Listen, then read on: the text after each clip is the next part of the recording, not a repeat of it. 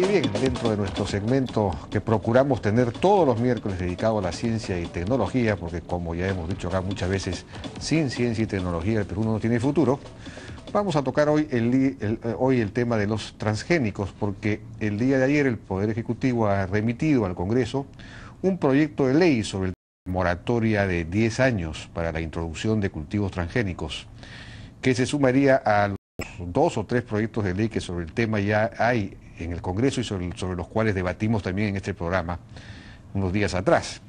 Hemos invitado para este fin al ingeniero Marcel Gutiérrez, que es biotecnólogo, biólogo, director del Laboratorio de Biotecnología de la Universidad Agraria, para hablar de este asunto. Marcel, ¿cómo estás? Buenas noches. Buenas noches, ¿Qué Jaime. tal? Encantado. Bueno, este proyecto de ley significa que aparentemente hay una decisión política de avanzar rápidamente en este tema de la moratoria, que es digamos, lo que de alguna manera constituye el consenso en el Congreso también en este momento. Pero nosotros estuvimos la vez pasada acá en un debate con Jaime Delgado y con un biólogo, el señor De Stefano. Y Jaime Delgado, que es el presidente de la Comisión de Defensa del Consumidor del Congreso y que ha presentado este proyecto de ley de la moratoria, tenía algunos argumentos que yo quería contrastar con usted. Él decía, por ejemplo, que la tendencia en el mundo son los productos orgánicos y que particularmente el Perú tiene la posibilidad de ser el número 1 del mundo en productos orgánicos. De hecho, creo que ya lo es no sé si en el café o en el cacao. Café. En el cacao, ¿no? Café. Entonces, y que introducir transgénicos, digamos, atentaría o sería incompatible con esta especialización que el Perú podría tener en cultivos orgánicos. Bueno, en realidad no es una tendencia, digamos, en el mundo, el mercado de orgánico está alrededor del 5%, no llega ni al 10%, o sea, el 5% es muy alto, o sea que no es realmente una tendencia. Y en segundo lugar, no hay incompatibilidad, o sea, es una incompatibilidad forzada realmente, que no se pueda hacer orgánicos y transgénicos. O sea, Estados Unidos hace los dos y es el primer productor de orgánicos y primer productor de transgénicos. No hay, digamos, realmente incompatibilidad en ambos casos, ¿no? Ahora, quizá el argumento, detrás de este argumento está el conocido argumento de que los transgénicos pueden afectar la biodiversidad. Nosotros, nuestra gran riqueza es precisamente la biodiversidad, y que, digamos, esas especies podrían verse afectadas, eliminadas, transformadas por la fertilización cruzada con los transgénicos. Sí, este es un argumento que es muy usado por mucha gente, políticos, cocineros, etcétera, pero cuando yo he pedido que me expliquen cómo es que esa diversidad, desde el punto de vista biológico, va a perderse, nadie me logra explicar, excepto con cuestiones sentimentales. Digamos, las leyes de la genética que la siguen nuestra biodiversidad, los transgénicos y todos, indican que esto no es realmente cierto. O sea, si hablamos de un maíz transgénico que tiene un gen, un maíz no transgénico tiene los mismos genes excepto uno, y si este pasa no lo cambia, sigue siendo el mismo maíz. Como decía en la mañana, en el foro de la mañana, tenemos las 55 razas de maíz que están desde miles de años, no han cambiado, a pesar de la introducción de maíces nuevos. Tenemos las 3.500 variedades nativas de papa, que no han cambiado, a pesar de las nuevas variedades comerciales. Y es que los cambios no... ¿Y una variedad transgénica tendría el mismo efecto que cualquier otra variedad nueva que se introduce desde el punto de vista biológico? Es la misma, realmente. Lo único que va a tener una característica adicional.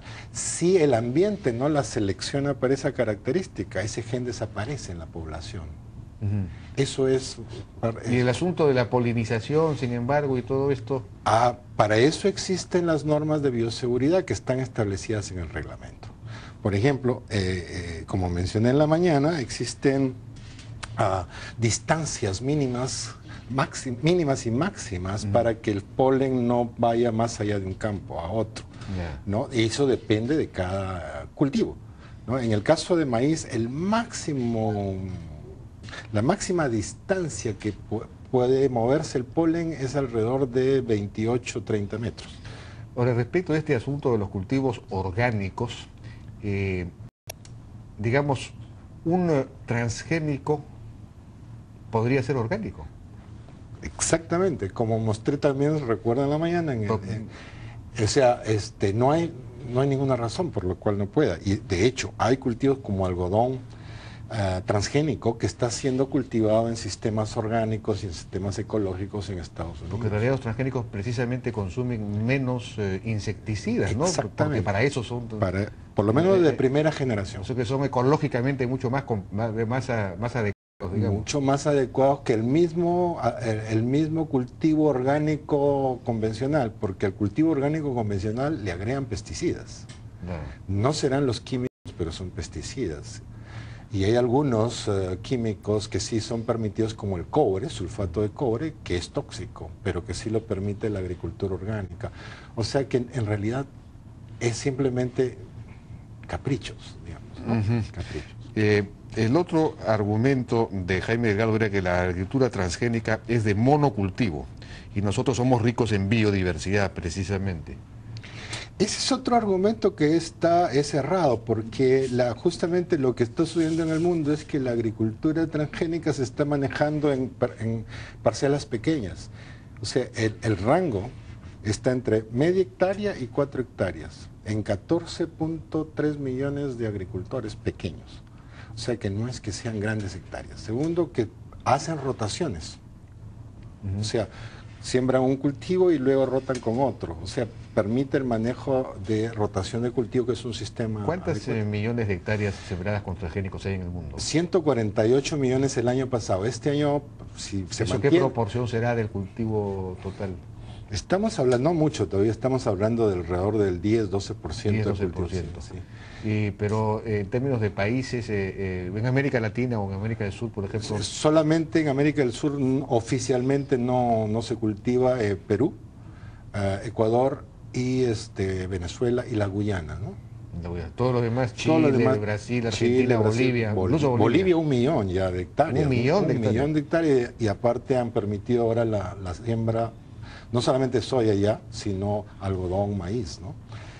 Bueno, pero se dice, estos pequeños agricultores pueden terminar en manos de una transnacional que es Monsanto. Monsanto es un poco el demonio de esta película, digamos, ¿no?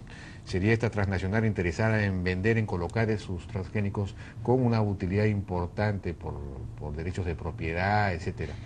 Eso es lo que tampoco explica mucho, porque eso es lo que uno no ve que está sucediendo eso. En la India, que es un país que podríamos, digamos, en términos de agricultura, tomarlo como comparativo, lo que ha sucedido más bien es que han aparecido compañías hindúes que están produciendo los transgénicos de ellos, y Monsanto ya no está teniendo mayor énfasis. Ahora, Monsanto no es la única, hay 6 compañías más grandes, pero lo bueno es que aparecen compañías ya diferentes, como en China, en la India, Brasil mismo. Está haciendo sus propios transgénicos.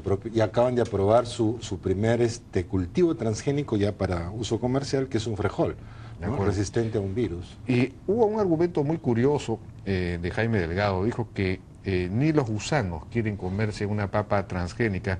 Dice que los gusanos tienen un instinto que lo han desarrollado a través de millones de años, y que el ser humano también tiene ese mismo instinto. Entonces, si los gusanos no comen eso, tampoco deberíamos comer nosotros. ¿Cuál es? Sí, bueno, realmente es un argumento, digamos, muy gracioso, que no tiene ninguna base. En realidad, los gusanos, que son las orugas de los insectos, que es la etapa más dañina del insecto, no comen las papas transgénicas resistentes a insectos o el maíz. Lo comen, pero se mueren. Y finalmente la plaga no prospera. Eso es lo que pasa. No es que huelan, sientan, se atemoricen. Pero eso que afecta a los insectos no nos puede afectar. No, para nada, porque la proteína tóxica es totalmente inocua a los mamíferos y al ser humano. Aparte, para poderse absorber necesita un ambiente alcalino, que es diferente al ambiente ácido que tenemos, etcétera. Ahora, hemos dicho por qué, pero ¿por qué sí a los transgénicos en el Perú? ¿Por qué el Perú necesitaría desarrollar transgénicos? Ya. Primero, entre los transgénicos que hay en el mercado, que no son muchos, los únicos que podríamos en este momento o necesitaríamos son maíz amarillo duro para costa y selva y algodón. Maíz amarillo duro para resistir la competencia del maíz importado, que sí es transgénico. Que sí es de hecho, los transgénicos tienen más rendimiento, más productividad. 30% más, costos de producción más bajos, etcétera, ¿no? Yo diría que es bastante urgente. Entonces, claro, nuestros campesinos que producen maíz no pueden competir con el maíz importado transgénico para los pollos. Definitivamente. Entonces, estamos condenándolos a la pobreza. Definitivamente. Y no son pocos, son 330.000 hectáreas de maíz que se siembran en el Perú. Con el algodón ocurre lo mismo, ¿no? Con el algodón, no podemos competir con el algodón hindú, digamos, que es transgénico. Definitivamente, no vamos a poder competir. Y nosotros podríamos competir con nuestros algodones, pero si les introducimos resistencias para insectos, porque para bajar los costos y mejorar el rendimiento, al tango y al pima, se puede hacer. No es nada del otro mundo, total, es comprar la licencia y los técnicos peruanos pueden hacerlo, eso es factible. Usted sabe que en el ámbito de la propiedad intelectual hay licenciamientos y eso. Y otra cosa, si me permite, Jaime, es importante que la población sepa que a partir del año 2000, a finales de 2013, empiezan a vencer las patentes de los cultivos transgénicos y pasan a ser de libre albedrío, y ya se está generando una corriente para los genéricos, transgénicos genéricos. Y nuevamente nosotros fuera del sistema. Pero, por ejemplo, el caso de la economía campesina andina, que es la más pobre del Perú y que se sustenta principalmente en la papa, entre otros, pero digamos la papa es la conexión con el mercado y la base del autoconsumo también.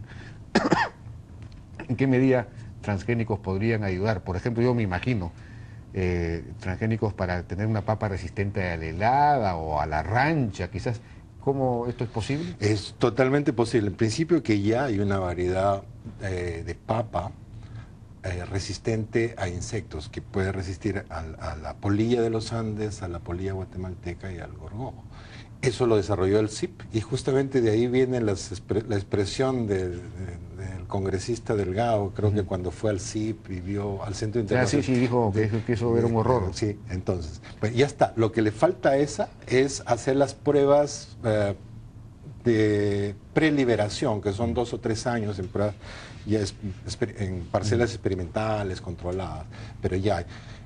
Pero sí, los problemas más serios son heladas por cambio climático, heladas, gorgojo. Cuando llega una helada barre con toda la producción, con todas las variedades. Además, en Tayagaja se perdieron en una noche 600 variedades nativas. ¿Y cómo se podría tener una papa resistente a la helada?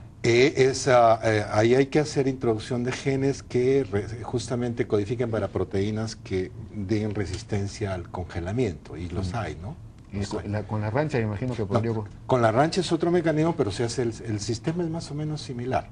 Y la ventaja en papa es que la papa, en muchas de las variedades son androestériles, es decir, no producen polen y no se el gen o los genes, transgenes, no se diseminarían como tal vez en otros cultivos. Porque además entiendo que con el cambio climático la rancha se está esparciendo, ¿no? O sea que es una verdadera amenaza. Es una amenaza.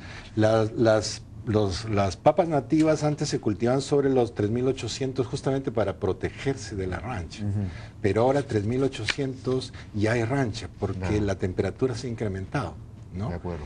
Y hay problema de la rancha que vendría del sur de Bolivia, que es otra raza. O sea que la economía campesina mejoraría muchísimo con la introducción, sin afectar la biodiversidad. Sin afectar la biodiversidad. Al contrario, usando y dándole mejor uso a la biodiversidad, ¿no? Bueno, entonces oponerse a esto es ayudar a perpetuar la pobreza. Pues bueno, eso es lo que se desprendería en todo caso de su razonamiento. Lo que pasa es de que sería bueno que alguna vez los congresistas, los políticos, el señor presidente, escuche a los especialistas también. A los científicos, ¿no?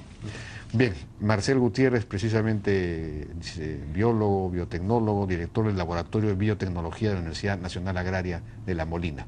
Muchas gracias por su participación. Muchas gracias, Jaime. Vamos a una pausa y regresamos.